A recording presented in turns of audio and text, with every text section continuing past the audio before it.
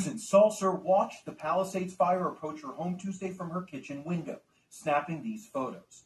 The 85-year-old fought the fire with her 86-year-old husband, Winston, saving their home, just like they did in the 1978 fire that hit the Palisades. Their home is one of only 3 still standing at the top of their Pacific Palisades street. I used the hose to control the ground fire and stop that end of the house from burning. I wasn't sure where Winston was. Couldn't contact him, but it turned out he was at the south end of the house doing the same thing, using a hose to keep the flames from touching the house. I thought I was going to lose them both. I actually thought that I had when I was seeing the coverage. The Salser's son, Mark, who lives outside Seattle, knew his parents were unlikely to evacuate even if their home was surrounded by fire. In addition to fighting the fire themselves, Susan and Winston Salser credit the nearly 100 live oak trees that Winston planted in their backyard for helping prevent their home from catching fire. I mean, they're in their 80s and they saved their own house. How do you explain this?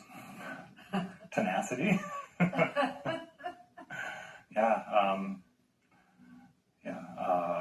I mean, both of my parents are really smart people and are adept dealing with things. You build a life, right? And it's hard to imagine how you leave that. I don't know that that's a wise thing to do.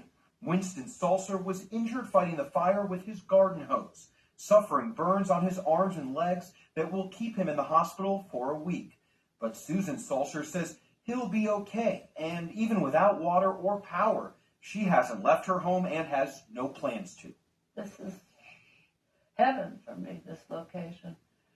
And I'm almost 85 years old, and the remodel of this house was my job that I completed 12 years ago, and here I stay, whether it's as a human being or ashes, I don't know, but so far it's as a human being.